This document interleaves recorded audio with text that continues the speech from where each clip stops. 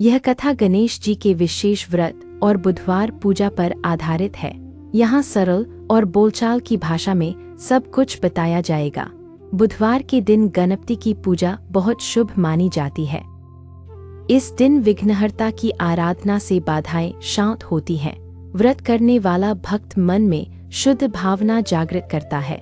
गणेश जी को प्रथम पूज्य और मंगलकारक देव कहा गया है। बुध ग्रह के प्रभाव को संतुलित करने का दिन भी है, इसलिए बुधवार गणेश व्रत का विशेष महत्व माना जाता है। इस व्रत से बुद्धि, विवेक और समृद्धि बढ़ती बताई गई है। सौभाग्य और संतान सुख का आशीष भी प्राप्त होता है। सुबह स्नान करके स्वच्छ वस्त्र धारण करना आवश्यक माना जाता है। पूजा स्थल को साफ कर गंगाजल से छिड़काव किया जाता है। उत्तर दिशा या पूर्व दिशा की ओर आसन लगाया जाता है। लाल या पीले वस्त्र पर पूजा का आसन रखा जाता है। गणेश जी की मूर्ति या चित्र को आसन पर स्थापित करें। मूर्ति को स्नान कराकर रोली और चंदन से तिलक करें। दुर्वा और लाल फूल चढ़ाना अत्यंत प्रिय माना गया है। मोदक और लड्डू का नैवेद्य विनम्र भाव से अर्पित करें। दीपक जलाकर धूप दिखाएं और मन से प्रार्थना करें। बुधवार को वैवाहिक कार्य और यात्रा से परहेज बताया जाता। इस परहेज के पीछे विनम्रता और संकल्प की भावना रहती। व्रत में दिन भर संयमित आहार और सत्संग की प्रेरणा है। कभी केवल फलाहार तो कभी एक समय का नियम रखा जाता। दिन भर में नाम जप और स्तुति का अभ्यास करें। संध्या समय पुनः आरती और नैवेद्य अर्पित किया जाए। गुरुजनों और बुजुर्गों का आशीष लेकर व्रत पूर्ण किया जाए। व्रत के फल को समाज सेवा और दान में समर्पित करें। किसी भूखे को भोजन खिलाना बड़ा पुण्य कर्म माना गया। मन की शुद्धि और कर्तव्य बोध इस व्रत की आत्मा है। यह व्रत केवल कामना के लिए नहीं, साधना भी है। बुधवार व्रत का संकल्प सुबह ध्यान से किया जाता। अपने आचरण में विनम्रता और सत्य का संकल्प लें। क्रोध और कटु वचन से दूर रहने का निश्चय करें। विनय और विवेक से दिन की हर बात सधे। गणेश जी के नाम का जप मन में चलता रहे। दुर्वा की 3 पत्तियों का महत्व ग्रंथों में बताया गया। 3 गुण और 3 लोक का शुभ प्रतीक माना गया। मोदक का स्वाद ज्ञान के आनंद का प्रतीक समझा जाए। बुध ग्रह के संतुलन हेतु हरा वस्त्र धारण करना शुभ। मीठे वचन और धैर्य ही बुधवार पूजा का अंकार। अब प्राचीन कथाओं का प्रारंभ श्रद्धा से किया जाता। पहली कथा एक प्राचीन नगर और कुम्हार परिवार की है। बहुत पुराने समय में नदी किनारे बसा एक नगर था। उस नगर में धर्मप्रिय कुम्हार अपने परिवार संग रहता। वह मिट्टी के दीप और घड़े बनाकर ईमान से जीवन चलाता। उसका एक नियम था, बुधवार को गणेश जी की पूजा। सुबह वह मिट्टी छूने से पहले स्नान कर प्रार्थना करता। उसकी पत्नी विनम्र स्त्री थी जो व्रत नियमित रखती। दोनों पति पत्नी मिलकर मोदक बनाते और प्रसाद चढ़ाते। एक वर्ष नगर में सूखा पड़ा और बाजार ठहर गया। कुम्हार के घड़े बिकना बंद हुए और घर में संकट। फिर भी बुधवार की पूजा और व्रत उसमें जारी रहा। एक शाम एक वृद्ध यात्री उनके द्वार पर आ गया। उसने जल मांगा तो कुम्हार ने आदर से पिलाया। वृद्ध ने पूछा, क्या तुम्हें किसी सहायता की आवश्यकता? कुम्हार बोला, हम श्रद्धा से गणेश जी पर भरोसा रखते। वृद्ध ने मुस्कुराकर कहा, श्रद्धा के साथ धैर्य जोड़। उसने एक मुट्ठी मिट्टी उठाई और चाक पर रखी। कुम्हार ने देखा मिट्टी से अद्भुत तेज निकल पड़ा। घड़ा बना तो वह अत्यंत चमकीला और हल्का लगा। वृद्ध ने कहा, यह प्रसादवत मिट्टी है, संभाल कर रखना। हर बुधवार इससे कुछ दीप बनाकर मंदिर में चढ़ाना। कुम्हार ने वैसा ही किया और दीप बनाकर चढ़ाए। उसके बाद से उसके घड़े दूर नगरों तक बिके। लोग कहते, यह घड़े घर में आयु और शांति बढ़ाते। कुम्हार की गरीबी दूर हुई पर उसका मन विनम्र रहा। वह हर बुधवार मौन साध कर घंटे भर ध्यान करता। एक रात स्वप्न में गणेश जी प्रकट होकर बोले। उन्होंने कहा, वृद्ध कोई साधारण यात्री नहीं था। तुम्हारी सेवा और श्रद्धा से मैं स्वयं आया था। सच्चा व्रत सेवा और समानता के भाव से सिद्ध होता। अगली भोर कुम्हार ने पूरे मोहल्ले में दीप बांटे। उसने कहा, यह गणपति कृपा है, सब मिलकर बांटे। नगर में उजियारा और विश्वास का नया दौर शुरू। लोग बुधवार की शाम मिलकर आरती गायन करते। कुम्हार की कथा दूर गांवों तक प्रेरणा बन गई। धीरे धीरे सूखा भी समाप्त हुआ और खेत हरियाले। सबने माना गणेश व्रत ने मनोबल जगाकर परिवर्तन किया। कथा का भाव यह कि संकट में नियम न टूटे, श्रद्धा के साथ सेवा भी जोड़ो तो फल प्रबल। अब दूसरी कथा प्राचीन व्यापारी और बुधवार यात्रा की। कभी एक नगर का प्रसिद्ध व्यापारी धनपाल कहलाता था। वह कुशल व्यापार करता और लोगों का विश्वास अर्जित। उसकी पत्नी सरल हृदय और गणपति की अनन्य भक्त। एक बार दूर बंदरगाह से तुरंत बुलावा आ गया। दिन बुधवार था और पत्नी ने यात्रा टालने कहा। उसने कहा, आज गणेश पूजन कर कल प्रस्थान करना चाहिए। धनपाल ने समय की चिंता में बात अनसुनी कर दी। वह जल्दी में बिना पूजा किए यात्रा पर निकल गया। रास्ते में रथ का पहिया अचानक दलदल में धंस गया। घोड़े थक गए और सारथी घबराकर उपाय खोजने लगा। तभी एक युवक आया और धैर्य रखने को कहा। उसने लकड़ी रखकर पहिया बाहर निकाल दिया। धनपाल ने पूछा, तुम्हारा नाम क्या और कहाँ से? युवक मुस्कुराकर बोला, नाम से क्या लाभ है, जाओ पहले अपने मन के अहंकार को निकालो। धनपाल आगे बढ़ा तो बाजार में समाचार उल्टा निकला। जिस सौदे के लिए दौड़ रहा था वह रद्द घोषित। उसे क्रोध आया और मन में खिन्नता भर गई। वापसी में उसे रास्ता भी कई बार भटका। शाम गहरी हुई और रथ नदी किनारे अटक गया। उसे वही युवक मिला और सहायक का भाव दिखा। युवक ने कहा, आज घर मत जाना और रुको। वह एक आश्रम ले गया जहां आरती चल रही। आरती में गणेश वंदना सुनकर मन शांत हुआ। धनपाल ने भीतर पछतावा महसूस किया और प्रण लिया, कल भोर में पूजा कर विनम्रता से घर लौटूंगा। सुबह आश्रम में उसने गौ सेवा और भिक्षादान किया। फिर विनम्र होकर नगर की ओर प्रस्थान किया। घर पहुंचते ही पत्नी के नेत्रों में अश्रु भर आए। उसने कहा, कल रात नगर में चोरी का उपद्रव हुआ। तेरे घर को चोरों ने निशाना बनाया था, परंतु तू घर नहीं था, इसलिए वे खाली लौटे। धनपाल समझ गया कि कल का रुकना उचित था। आश्रम का युवक अवश्य कोई दिव्य सहायक रहा। उसने बुधवार व्रत का संकल्प जीवन भर के लिए। अगले बुधवार को उसने सुंदर पूजा और भोग लगाया। उस दिन से उसके व्यापार में संतुलन लौट आया। सब सौदे समय पर हुए और लाभ भी स्थिर रहे। वह अब हर निर्णय से पहले गणेश का स्मरण करता। बुधवार को वह यात्रा तभी करता जब आपातकाल हो, अन्यथा वह पूजा और समाज सेवा के कार्य करता। नगर के व्यापारी उसके संयम और सदाचार से प्रेरित। धनपाल की कथा से बुधवार यात्रा निषेध का भाव स्पष्ट। भाव यह कि जल्दबाजी में विवेक मत खो देना। समय रहते गुरु वचन और धर्म का मान रखो। अब तीसरी कथा, एक आश्रम और शिष्य की परीक्षा।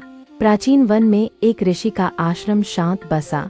वहां एक उत्सुक शिष्य शिक्षा के अंतिम वर्ष में। शिष्य तेजस्वी था पर भीतर अधीरता बार बार जगती। ऋषि ने बुधवार को उसे एक कठिन कार्य सौंपा। कहा, पर्वत की तराई से दुर्लभ औषधि लाकर देना। शिष्य ने जल्दी करने का संकल्प मन ही मन लिया। वह मार्ग पर दौड़ने लगा और कई बार फिसला। अचानक एक वट वृक्ष के पास उसका पग रुक गया। वहां एक गणपति मंदिर था और दीपक टिमटिमा रहा। एक वृद्ध पुजारी ने उसे बैठाकर जल पिलाया। पुजारी ने कहा, बुधवार को धैर्य को गुरु मानो। जो धैर्य रखता है वही लक्ष्य तक स्थिर पहुंचता। शिष्य ने प्रार्थना की और शांति से आगे बढ़ा। मार्ग में एक बालक मिला जिसने गड्ढा दिखाया। कहा, यहाँ रात में हाथी दल गुजरते रहते हैं, तुम्हें इस तरफ से होकर पहाड़ी चढ़नी होगी। शिष्य ने धन्यवाद कहा और सावधानी से रास्ता चुना। तराई में पहुंचकर उसे औषधि शीघ्र ही मिल गई। वापसी में तूफानी बारिश से नदी उफान पर आई। उसे भय हुआ कि समय कैसे निभ पाएगा। तभी वही बालक आ गया और एक पत्थर खिसकाया। उस पत्थर से एक सुरक्षित पगडंडी उभर आई। शिष्य ने पार किया और आश्रम की ओर बढ़ा। ऋषि ने प्रसन्न होकर पूछा किसने मार्ग दिखाया।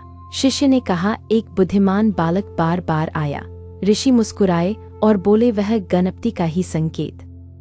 बुधवार को विघ्नहर्ता धीमे चाल वालों का साथ देते। शिष्य ने समझा कि धैर्य ही ज्ञान का पहला सोपान। उसने प्रण किया कि जल्दबाजी और अहंकार छोड़ देगा। आश्रम में उस दिन गणेश पूजा विशेष उत्साह से हुई। सभी शिष्यों ने मौन साधना और जप का अभ्यास किया। रात को शिष्य ने स्वप्न में गणेश दर्शन पाए। दर्शन में उन्होंने कहा सदा विवेक के दीप जलाओ। अब चौथी कथा पार्वती की वनक्रीड़ा और दुर्वा का प्रसंग। बहुत पुराने समय में कैलाश पर शीतल वायु बहती। देवी पार्वती वन में सखियों संग क्रीड़ा कर रही। वनभूमि में एक असुर ने तपस्या से बल पाया। वह देव मार्ग में विघ्न रचने लगा और गर्वित। देवी ने सोचा किसी निष्कपट उपाय से इसे शांत। उसी समय बाल गणेश खेलते खेलते वन में आए। उन्होंने देखा कि वनचर भयभीत होकर छिप रहे। गणेश ने एक छोटे घास के गुच्छे को उठाया। उन्होंने उसे अपने मस्तक पर रखा और स्थिर हुए।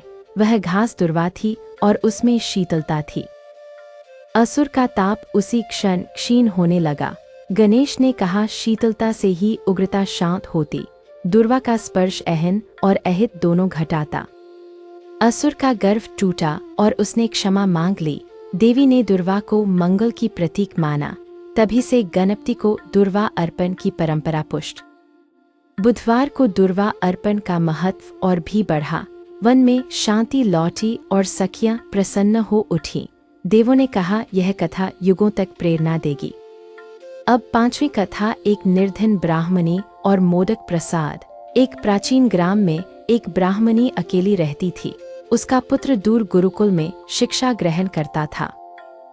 ग्राम में अकाल पड़ा और अन्न दुर्लभ हो गया। फिर भी ब्राह्मणी बुधवार को दीप जलाकर पूजा करती। वह आटे से छोटे मोदक बनाकर भोग चढ़ाती थी। एक दिन उसके घर एक अतिथि साधु आ पहुँचे।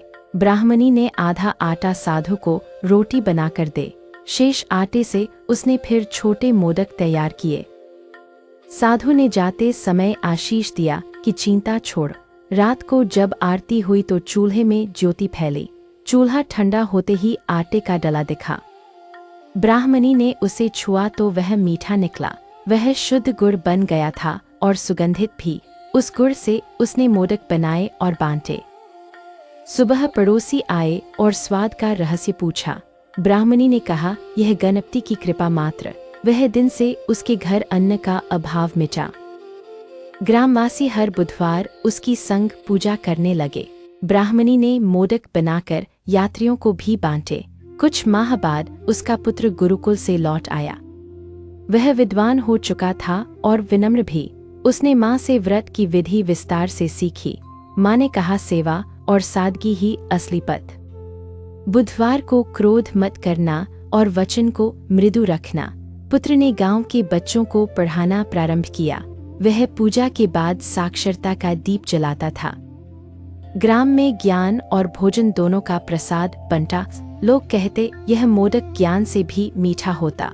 ब्राह्मणी की कथा ने संपूर्ण क्षेत्र में प्रेरणा दी। अब बुधवार की पूजा के चरण संग एक मार्गदर्शन। प्रथम चरण में स्थान शुद्धि और मन की शांति। द्वितीय चरण में आसन स्थापना और मूर्ति प्रतिष्ठा। तृतीय चरण में चंदन रोली और अक्षत का अर्पण। चतुर्थ चरण में दुर्वा और लाल फूल समर्पण। पंचम चरण में मोदक फल और नैवेद्य अर्पित। षष्ठ चरण में धूप दीप और आरती संपन्न। सप्तम चरण में मौन जप और ध्यान का अभ्यास। अष्टम चरण में दान सेवा और प्रसाद वितरण। नवम चरण में क्षमा प्रार्थना और व्रत का संकल्प। दूर गांवों में बुधवार को सामूहिक आरती होती। ग्राम की महिलाएं मिलकर दुर्वा गूंथती और सजाती। बालक मोदक की कतार बनाकर प्रसाद में रखते। युवक बुजुर्गों को सहारा देकर मंदिर तक ले जाते। गायक मंडली सरल भजन गाती और मन पुलकित। भक्तजन गणेश नाम जपते और वायु पवित्र होती।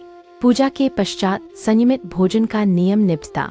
नम्रता से सब एक दूसरे का सम्मान करते रहते। यही सामूहिकता व्रत की शक्ति को बढ़ाती बताई। व्रत में आडंबर नहीं, केवल सरलता का मूल्य। गृहस्थ को अपने कर्म में दक्ष रहना आवश्यक।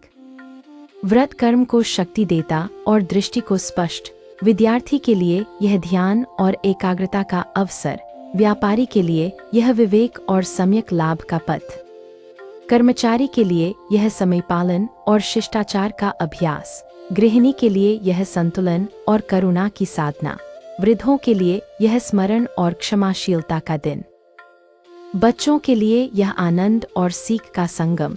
अब एक छोटी पुरानी गाथा का संकेत स्वरूप वर्णन। कभी नर्मदा किनारे एक चरवाहा गणेश का प्रे। वह हर बुधवार बांसुरी बंद कर एक घड़ी मौन, उसका झुंड स्वयं अनुशासन से वृक्षों तले टिकता। उसने सीखा मौन से मन और पशु दोनों समझते। इस भाव से बुधवार के दिन शोर से दूरी रखें। अब व्रत के नियमों में कुछ सूक्ष्म बिंदु भी। भोजन में सात्विकता रखें और नम्रता से परोसें। अन्न व्यर्थ न जाए, इसका पूरा ध्यान रखें। अनावश्यक विवादों से बचें और वाणी को मधुर। कार्यस्थल पर ईमानदारी और समय का सम्मान। यात्रा अत्यावश्यक हो तो विनय से प्रार्थना करें। आगे बढ़ने से पहले किसी वरिष्ठ का आशीष लें। वापसी पर प्रसाद बांटें और धन्यवाद का भाव। रात को दिन का आत्मनिरीक्षण करना अत्यंत हितकारी। यह साधना अगले बुधवार तक प्रेरणा देती रहती। अब एक प्रसंग, मोदक बनाने की विनम्र विधि। चावल के आटे से नरम आटा तैयार किया जाए। गुड़ और नारियल को धीमी आंच पर पकाया जाए। इलायची की सुगंध जोड़कर मिश्रण ठंडा होने दें। आटे की छोटी लोई बनाकर मिश्रण भर दें। भाप में पकाकर नरम मोदक प्रसाद रूप में चढ़ाएं। यदि साधन न हो तो आटे के मोदक बनाएं। भाव प्रधान है, पदार्थ बाद में माना जाता। गणेश जी भाव में विराजते हैं और कृपा बरसाते। अब पुनः कथाओं के सार पर एक दृष्टि डालें। कुम्हार ने सेवा से समृद्धि का पथ पाया। व्यापारी ने धैर्य से संकट के बादल हटाए। शिष्य ने संयम से ज्ञान का द्वार खोला। दुर्वा से उग्रता शांत होती, यह संदेश मिला। ब्राह्मणी ने बांटकर खाने से चमत्कार देखा। इन सब में बुधवार व्रत की आत्मा समान रही। अब एक विस्तृत विवेचन की कैसे कैसे मनाया जाता। सुबह से ही घर साफ और मन प्रसन्न रखा जाए। छोटों को भी पूजा का अर्थ सरलता से समझाएं।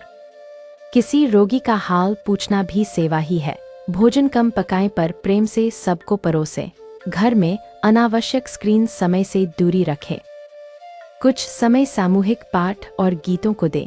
पौधों को जल दें और पक्षियों के लिए दाना। गांव शहर में स्वच्छता अभियान भी आयोजित करें। मंदिर में भीड़ हो तो अनुशासन का पालन करें। किसी से धक्का न लगे, इसका ध्यान बनाए रखें। जूतों चप्पलों को व्यवस्थित रखने में मदद करें। आरती में आवाज से नहीं, भाव से जुड़े। अंत में तुलसी या बेल के पास थोड़ी देर प्रकृति को प्रणाम करें और सांसों को शुद्ध करें। दिन भर हुए कामों का सार मन में लिखे। किस बात में अहन आया, उसे नम्रता से त्यागे।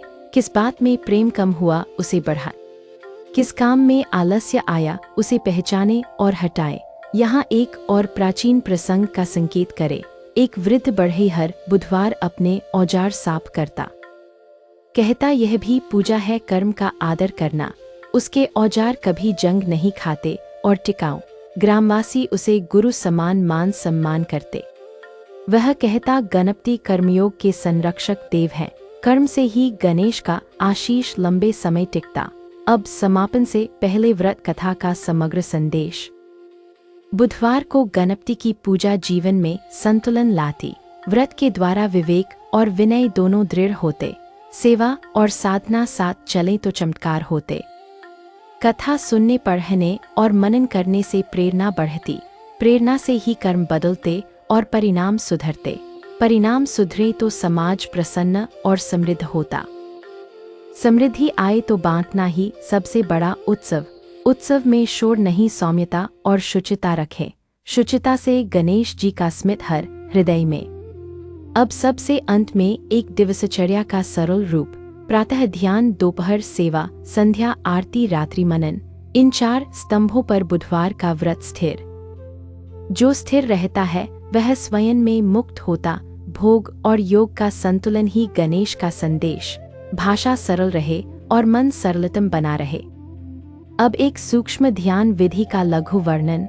आसन स्थिर करें और श्वास पर सौम्य दृष्टि। प्रत्येक श्वास में गण और प्रत्येक निश्वास में नायक। यह भावना मन को एकाग्र और शांत बनाती।